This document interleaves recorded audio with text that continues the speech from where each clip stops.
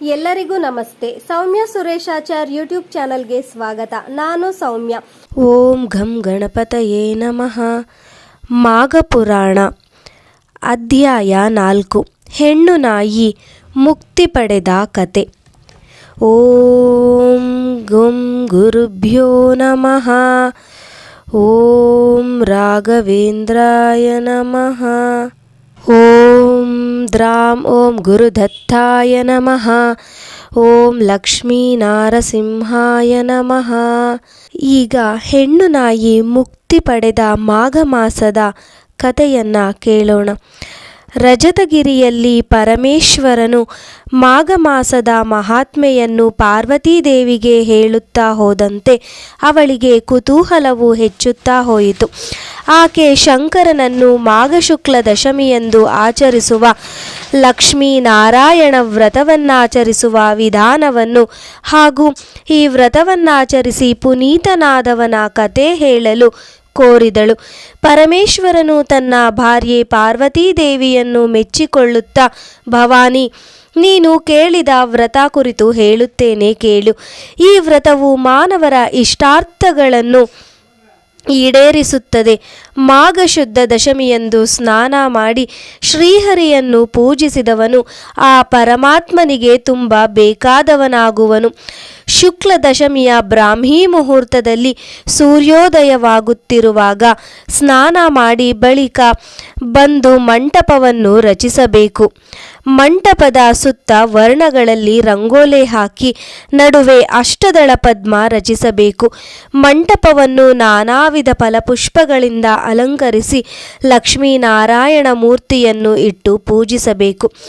ಪೀಠ ಮಧ್ಯದಲ್ಲಿ ವಿಷ್ಣು ಸಾನ್ನಿಧ್ಯದ ಸಾಲಿಗ್ರಾಮವನ್ನಿಟ್ಟು ಅರ್ಚಿಸಬೇಕು.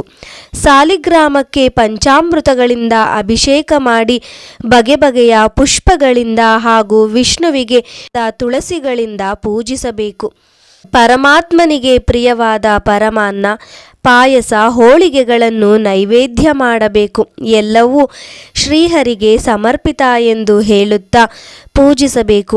ವಸ್ತ್ರ, ಯಜ್ಞೋಪವೀತ, ಗಂಧ, ಅಕ್ಷತೆ, ಪುಷ್ಪ, ಧೂಪ, ದೀಪಗಳಿಂದ ಪೂಜಿಸಿದ ಬಳಿಕ ನೈವೇದ್ಯವನ್ನರ್ಪಿಸಬೇಕು. ತಾಂಬೂಲಾನಂತರ ನೀರಾಜನವನ್ನು ತೋರಿಸಿ ಬಳಿಕ ಇಷ್ಟಾರ್ಥಗಳನ್ನೀಡೇರಿಸೆನ್ನುತ್ತಾ ದೇವನಿಗೆ ಪ್ರದಕ್ಷಿಣೆ ನಮಸ್ಕಾರ ಮಾಡಬೇಕು. ಕಾಯೇನ ವಾಚ ಮನಸ್ಸೇಂದ್ರಿಯೈರ್ವಾ ಬುದ್ಧ್ಯಾತ್ಮನಾ ಪ್ರಕೃತೇಃ ಸ್ವಭಾವಾತ್ ಕರೋಮಿ ಯದ್ಯತ್ ಸಕಲಂ ಪರಸ್ಮೈ ಶ್ರೀಮನ್ನಾರಾಯಣೇತಿ ಸಮರ್ಪಯಾಮಿ ಎಂದು ಹೇಳುತ್ತಾ ತಾಮ್ರದ ಪಾತ್ರೆಯಲ್ಲಿರುವ ನೀರಿನಿಂದ ಶ್ರೀಹರಿಗೆ ಅರ್ಘ್ಯ ಬಿಡಬೇಕು.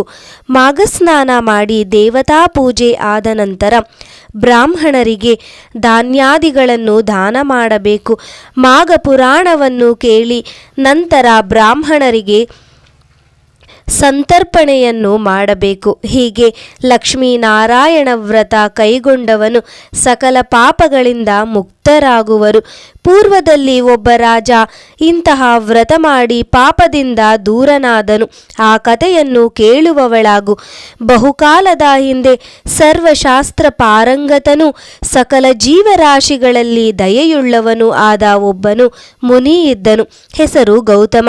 ಅವರು ಹಲವಾರು ಮುನಿಗಳಿಂದ ಗೌರವಿಸಲ್ಪಟ್ಟಿದ್ದರು. ಒಮ್ಮೆ ಗೌತಮ ತನ್ನ ಕೆಲವು ಶಿಷ್ಯರೊಂದಿಗೆ ತೀರ್ಥಯಾತ್ರೆ ಕೈಗೊಂಡರು. ತೀರ್ಥಕ್ಷೇತ್ರಗಳನ್ನು ಸಂದರ್ಶಿಸುತ್ತಾ ಅಲ್ಲಿಯ ಪುಣ್ಯ ನದಿಗಳಲ್ಲಿ ಸ್ನಾನ ಮಾಡುತ್ತಿದ್ದರು. ಶಿಷ್ಯರು ಅವರನ್ನು ಅನುಸರಿಸುತ್ತಿದ್ದರು. ಹೀಗಿರುವಾಗ ಮಾಘ ಮಾಸ ಪ್ರಾಪ್ತವಾಯಿತು. ಆ ಕಾಲಕ್ಕೆ ಗೌತಮರು ಕೃಷ್ಣವೇಣಿ ಎಂಬ ನದಿ ತೀರಕ್ಕೆ ಬಂದರು. ಅದೊಂದು ಪುಣ್ಯ ನದಿ. ನದಿ ತೀರದಲ್ಲಿ ಗೌತಮ ಶಿಷ್ಯರ ನೆರವಿನಿಂದ ಆಶ್ರಮವನ್ನು ನಿರ್ಮಿಸಿಕೊಂಡು ಇರತೊಡಗಿದರು.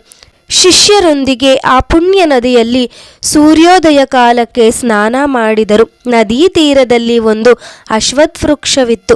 ಮೂಲತೋ ಬ್ರಹ್ಮರೂಪಾಯ, ಮಧ್ಯತೋ ವಿಷ್ಣುರೂಪಿಣಿ, ಅಗ್ರತಃ ಶಿವರೂಪಾಯ ವೃಕ್ಷರಾಜಾಯತೆ ನಮಃ ಎಂದು ಅಶ್ವತ್ಥಕ್ಕೆ ಹೇಳುತ್ತಾರೆ.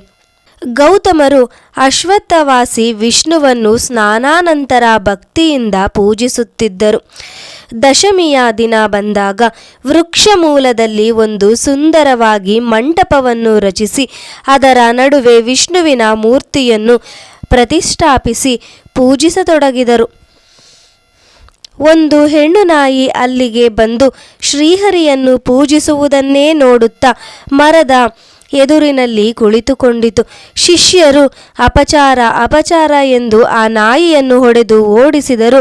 ಆದರೆ ಆ ನಾಯಿ ಅತ್ತಿತ್ತ ಹೋಗಿ ಮತ್ತೆ ಅಲ್ಲೇ ಬಂದು ಕುಳಿತುಕೊಂಡಿತು. ಮತ್ತೆ ಗೌತಮರ ಶಿಷ್ಯರು ನಾಯಿಗೆ ಕಲ್ಲು ಬೀರಿ ಓಡಿಸಿದರು. ಆದರೂ ನಾಯಿ ಪುನಃ ಪ್ರದಕ್ಷಿಣೆ ಮಾಡಿ ಮತ್ತೆ ಅದೇ ಸ್ಥಾನದಲ್ಲಿ ಕುಳಿತುಕೊಂಡಿತು. ಒಟ್ಟು ನಾಯಿ 3 ಸಲ ಮಹಾವಿಷ್ಣುವಿಗೆ ಪ್ರದಕ್ಷಿಣೆ ಹಾಕಿದ ಹಾಗಾಯಿತು. ಅಷ್ಟೇ ಸಾಕು. ಅದು ಮಾಘ ಶುಕ್ಲ ದಶಮಿ ರವಿವಾರದಂದು ಯಾವಾಗ ನಾಯಿ 3 ಬಾರಿ ಶ್ರೀಹರಿಗೆ ಪ್ರದಕ್ಷಿಣೆ ಹಾಕಿತೋ ಅದು ತನ್ನ ಪ್ರಾಣಿ ದೇಹವನ್ನು ಬಿಟ್ಟು ಮನುಷ್ಯ ದೇಹವನ್ನು ತಳೆಯಿತು. ಅದು ಒಬ್ಬ ರಾಜನಾಗಿ ಕಾಣಿಸಿಕೊಂಡಿತು. ನಾಯಿ ರೂಪ ಹೋಗಿ ಮಾನವ ಶರೀರವಾದ ರಾಜ ಓಡಿ ಬಂದು ತನ್ನ ಸ್ಥಿತಿಗೆ ಕಾರಣೀಭೂತರಾದ ಗೌತಮರಿಗೆ ನಮಸ್ಕಾರ ಮಾಡಿದನು. ಗೌತಮರಿಗೆ ರಾಜನನ್ನು ಕಂಡು ಮಹದಾಶ್ಚರ್ಯವಾಯಿತು. ಶಿಷ್ಯರು ಮೂಕರಾದರು. ಗೌತಮರು, ಅಯ್ಯ, ನಿನ್ನನ್ನು ನೋಡಿದರೆ ಯಾವುದೋ ದೇಶದ ಅರಸನಾಗಿರುವಂತೆ ತೋರುತ್ತದೆ. ನೀನು ಯಾರು? ಏಕೆ ಇಷ್ಟು ಕಾಲ ನಾಯಿಯ ರೂಪದಲ್ಲಿದ್ದೆ? ಹೇಳುವಂತವನಾಗು ಎಂದು ಕೇಳಿದರು. ಗೌತಮರ ಪ್ರಶ್ನೆಗೆ ಉತ್ತರಿಸುತ್ತಾ ಆ ರಾಜನು, ಮಹರ್ಷಿ, ನಾನು ವೇಗರಥ ಎಂಬ ಹೆಸರಿನ ರಾಜ. ನನ್ನದು ಚಂದ್ರವಂಶ. ನಾನು ವಂಗದೇಶವನ್ನು ಪ್ರಜಾನುರಾಗಿಯಾಗಿ ಧರ್ಮ ಪರಿಪಾಲಕನಾಗಿದ್ದುಕೊಂಡು ಆಳುತ್ತಿದ್ದೆನು. ಪ್ರಜೆಗಳ ಅನುಕೂಲಕ್ಕಾಗಿ ದೇವಾಲಯಗಳು, ಕೆರೆ, ಕಟ್ಟೆ, ಬಾವಿಗಳನ್ನು ನಿರ್ಮಿಸಿದೆನು. ಮೇಲಾಗಿ ನಾನಾ ವಿಧ ದಾನಗಳನ್ನು ಮಾಡಿ ಸದಾ ಧರ್ಮ ಕಾರ್ಯಗಳಲ್ಲಿ ನಿರತನಾಗಿದ್ದೆನು. ಅನೇಕ ಯಜ್ಞಗಳನ್ನು ಮಾಡಿದೆನು. ಇಷ್ಟೆಲ್ಲ ಮಾಡಿದರೂ ನನಗೆ ಉತ್ತಮ ಲೋಕವು ಸಿಗದಂತಾಯಿತು. ಅದಕ್ಕೆ ಕಾರಣ ತಾನೊಂದು ಯಜ್ಞವನ್ನು ಆಚರಿಸುತ್ತಿರುವುದಾಗಿ ಹೇಳಿಕೊಂಡು ದಕ್ಷಿಣೆ ಕೇಳಲು ಬಂದನು.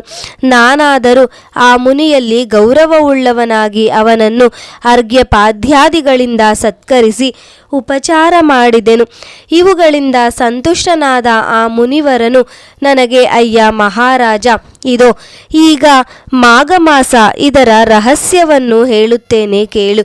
ಈ ಮಾಸದಲ್ಲಿ ಸೂರ್ಯನು ಮಕರ ರಾಶಿಯಲ್ಲಿರುವಾಗ, ಸೂರ್ಯೋದಯವಾಗುತ್ತಿರುವಾಗ ಪರಮ ಭಕ್ತಿ ಶ್ರದ್ಧೆಗಳಿಂದ ಪವಿತ್ರ ಸ್ನಾನ ಮಾಡಿ ಮಾಘ ಮಾಸ ಮಹಾತ್ಮೆಯನ್ನು ಕೇಳಿದ್ದೆ. ಆದರೆ ವೈಕುಂಠಲೋಕ ಪ್ರಾಪ್ತಿಯಾಗುವುದು. ಅರಿತೋ ಅರಿಯದೆಯೋ ಈ ಮಾಸದಲ್ಲಿ ಒಂದು ದಿನ ಸ್ನಾನ ಮಾಡಿದರೂ ಅಂತಹವರು ಪಾಪಗಳಿಂದ ಮುಕ್ತರಾಗುವರು.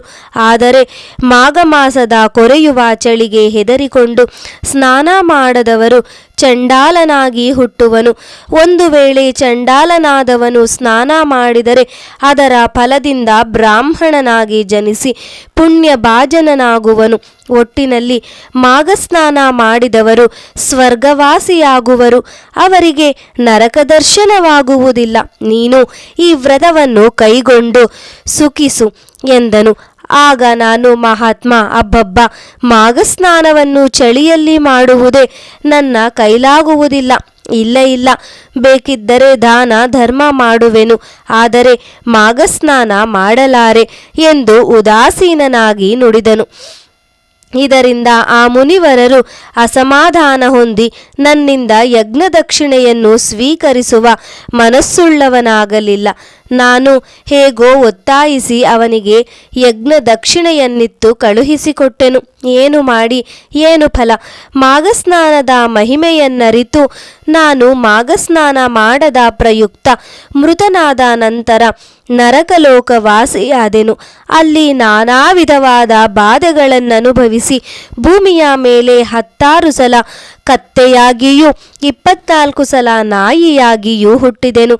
ಇದೀಗ ನಿಮ್ಮ ದೆಸೆಯಿಂದ ಹಾಗೂ ಭಗವಂತನ ಕೃಪೆಯಿಂದ ನಾಯಿಯ ಜನ್ಮದಿಂದ ಬಿಡುಗಡೆ ಹೊಂದಿ ಪುನಃ ರಾಜನಾಗಿ ಕಾಣಿಸಿಕೊಂಡೆನು. ಇದು ಯಾವ ಪುಣ್ಯ ಫಲದಿಂದ ಸಾಧ್ಯವಾಯಿತೋ ನಾನರಿಯೆ.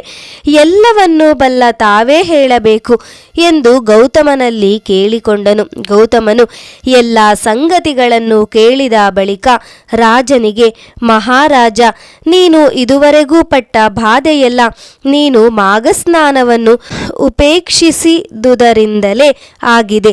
ಮಾಘಸ್ನಾನದ ಮಹಿಮೆ ಸಾಧಾರಣವಾದುದಲ್ಲ.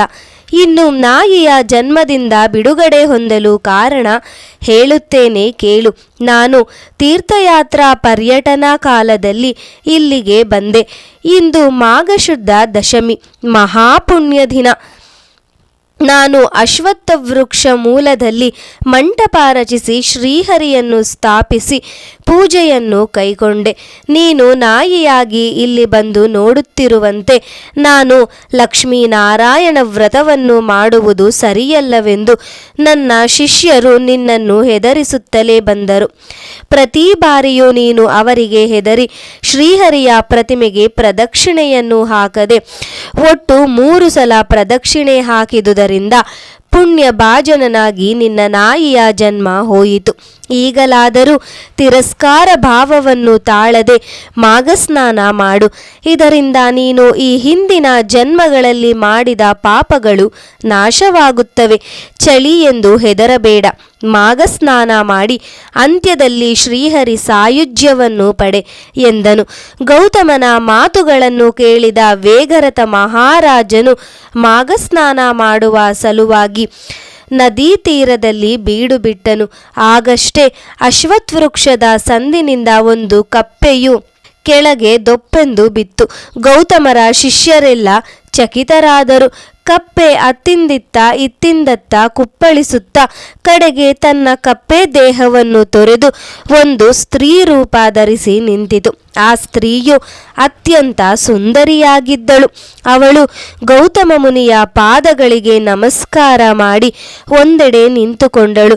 ಮುನಿವರನು ಆಕೆಯನ್ನು, ಅಮ್ಮ, ನೀನು ಯಾರು? ಇದೇಕೆ ಕಪ್ಪೆ ಜನ್ಮವನ್ನು ತಳೆದಿದ್ದೆ? ಇಷ್ಟು ದಿನ ಎಲ್ಲಿ ಇದ್ದೆ? ಇಲ್ಲಿಗೇಕೆ ಬಂದೆ? ಎಲ್ಲ ತಿಳಿಸುವಳಾಗು ಎಂದು ಕೇಳಿದನು. ಅವಳೊಬ್ಬ ಮುನಿಪತ್ನಿ. ಆಕೆ ಗೌತಮನ ದರ್ಶನದಿಂದ ಹಳೆಯದೆಲ್ಲ ನೆನಪು ಮಾಡಿಕೊಂಡು ಹೇಳತೊಡಗಿದಳು. ಎಂಬಲ್ಲಿಗೆ ಹೆಣ್ಣು ನಾಯಿ ಮುಕ್ತಿ ಪಡೆದ ಕತೆ ಎಂಬ 4ನೆಯ ಅಧ್ಯಾಯವು ಸಂಪೂರ್ಣವಾಯಿತು. ಧನ್ಯವಾದಗಳು.